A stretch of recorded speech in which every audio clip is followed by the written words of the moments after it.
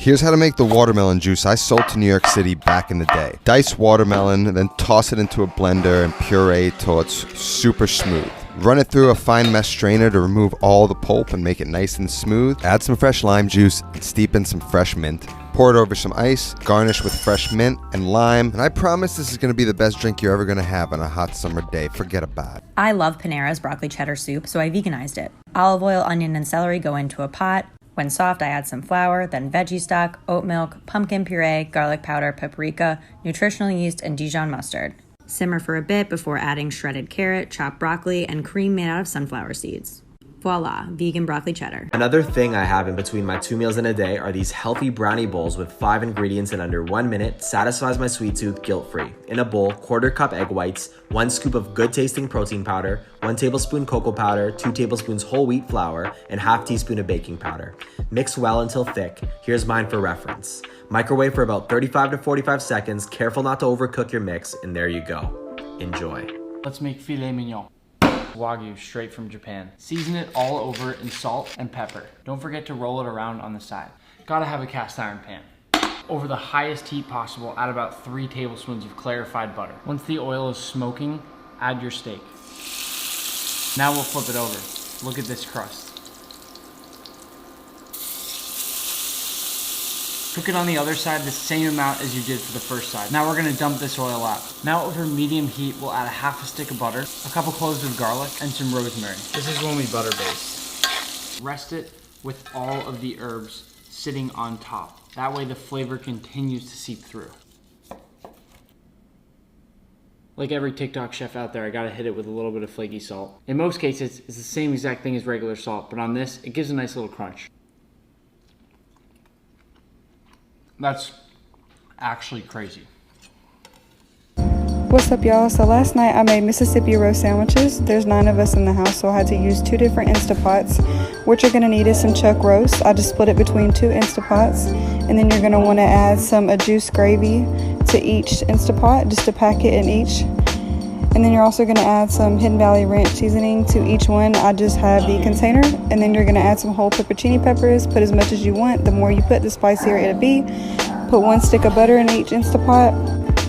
And then you'll turn your Instapot on pressure cook for high for about an hour and let that cook. And then you'll shred it up.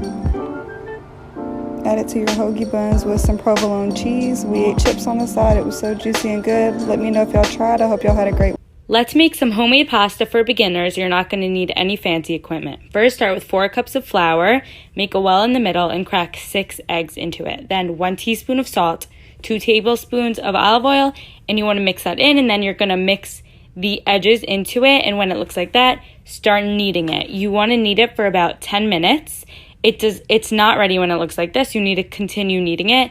It takes a while, and you know it's ready when it's really smooth, like that, and then cover it up. You want to let it sit for about 1 hour, and after you're going to flour a surface, take a rolling pin and put the dough in the middle and roll it until you can see your hand through it. You want it really, really thin.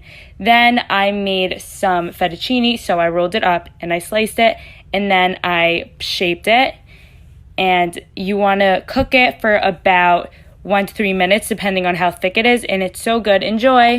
Today I'm going to show you how to make the best tomato soup you've ever had. We'll be using celery, carrots, garlic, onion, ½ a bell pepper, and 2 tins of tomatoes. We're going to roast our garlic, top it, put it in some foil with some extra virgin olive oil, sea salt, and then fold it up into a little packet. All onto a baking sheet, and then we are going to drizzle with extra virgin olive oil and a little brown coconut sugar, roasting at 425 for about 45 minutes. Once the veggies are done, butter, pepper flakes, and tomato paste in with all the veggies. Simply squeeze the garlic out, a little bit of white wine, mix it all together, broth, apple cider vinegar, a little bit of thyme. Wow. Now I let this simmer for about 30 minutes. Then with my immersion blender, I blended it all up. Once it's smooth, add in coconut cream and top with coconut cream, parmesan, extra virgin olive oil, black cracked pepper, little thyme. Absolutely the most nourishing and delicious tomato soup I've ever had. Check the full recipe.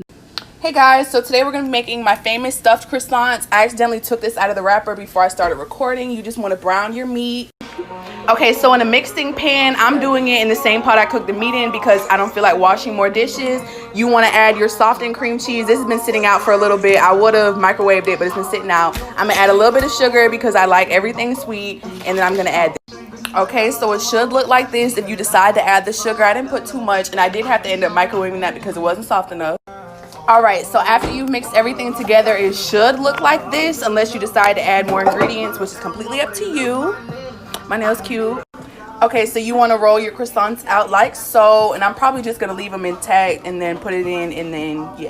And don't forget, you want to set your oven to 375 while you're doing this because when you're done, it'll be done. All right, now you want to pop these in your preheated oven, and that is set on 375. Let's make the easiest recipe ever. 2-ingredient bagels, 1 cup Greek yogurt, and 1 cup of self-rising flour. Mix, mix, mix. That's the dough. It's too easy. Flour, knead the dough. Once smooth, roll into little donut shapes. The next step is optional. Brush with egg on top. And everything bagel seasoning. Bake at 350 for 25 minutes. For brown tops, place under the broiler. And there we have the easiest bagels you'll ever make. Flaming hot homemade macaroni and cheese. Boil your pasta, drain it, and put it back into the pot with butter. Now add some cubed Velveeta, season it with salt, pepper, and garlic powder, maybe because I liked it in the Grok Boys mac and cheese, but I'm never gonna tell. Mix it all together, add about 2 cups of cream, and 4 cheeses of your choice. Doesn't matter really what it is, just give it a good mix. Now add all that goodness to a baking dish. Bake it at 350 for about a half hour. Let's not get caught up in technicalities. They did not have the Cheetos, so I used the Doritos. But it's the flaming hot part that really counts, so beat them up till they look like that. Now take your incredibly superior, undefeated macaroni and cheese, add it to a bowl, sprinkle it with your topping, and there you have flaming hot macaroni and cheese. Grab your napkins. We're gonna eat well tonight. I'm making some jibarito sandwiches de chicken or pollo. Let's go. I marinate the meat with sazon, adobo, and my special mojo. Olive oil, onions, and green peppers. Set it aside. Add your chicken. Slice it down this way, down the middle. Time to fry them. Smash your plátano in between 2 cutting boards or something that's large like this. After quickly dipping it in the garlic salt water, throw it in the fryer. I can sit down and eat all of these just like this, but we gotta make our jibarito sandwiches. Se fastidió la dieta. Look at this deliciousness right here. There's chicken, tomate, romaine lettuce, mayo ketchup, a little bit of cheese, y aquí vamos. ¡Qué rico! All right, y'all. I cannot believe I'm sharing this recipe, but y'all have been on me heavy for it. Here is my grandmother's chicken and dressing recipe. The measurement in this recipe is some, and I can't do anything about that, y'all. So I diced up some celery and some onion and put it with some Pepperidge Farm stuffing mix, and my little helpers helped me crumble up some biscuits and cornbread left over. And then we add some salt and pepper. And the drippings from the chickens I cooked earlier, don't worry, y'all. Those chickens come from the Sam's Club, not from my backyard. Until the dressing is the moisture that I want it. And then I'm going to add an egg, dump that out into a greased baking dish, and then I'm going to shred my chicken and dump that on top of that, and then mix up a can of cream of chicken soup with some water and pour that on top, some more salt and pepper, and I'm going to bake it at 350 for about 20 to 30 minutes until the dressing is firm. Happy Thanksgiving, y'all. Let's make tomato toast. Check it out. Slice your tomatoes in half. Pour yourself a bowl with a sieve. Grate those tomatoes skin side out. Season with olive oil and salt, pepper. Splash red wine vinegar. Toast up the best sour. Let's assemble. Then you're gonna put some beautiful burrata on. Hit that with smoked Maldon salt and some pepper. Let's give it a taste. Gorgeous. Showing you what I made for dinner on TikTok for 21 days. Pieces of your favorite steak. The steak into 1/2-inch cubes. Like this. 5 cloves of garlic. Add in your beef, then your garlic, tablespoon of soy sauce, a dark soy, 2 tablespoons of black pepper, a little bit of oyster sauce, add to sugar, and sauce with corn flour. Mix together and let it sit for 30 minutes. Slice up 1/2 an onion, up some green onion, drizzle in some oil. Once the pan is hot, add in your beef. Don't touch it for a whole minute and just let it sizzle. Caramelizing, we're gonna flip the beef. We don't want to overcook this. 2 tablespoons of butter in your onions. Green onion. We're gonna saute together for 30 seconds. We don't want to overcook this. Look at that. Here's a quick recipe which will bring out your inner Italian. Ingredients. I use these Bounty paper towels for the calamari because the paper doesn't peel or shred when drying food.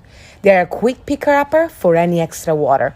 Mix 1 part rice flour and 3 parts all-purpose and throw in the calamari. Sunflower seed oil goes in on a high flame and is ready when the wood spoon bubbles like this. It all happens in about 5 minutes, so prepare more paper towels. Just look at how this came out. Add salt and shake. Now serve with fresh lemon juice like this. Just gorgeous.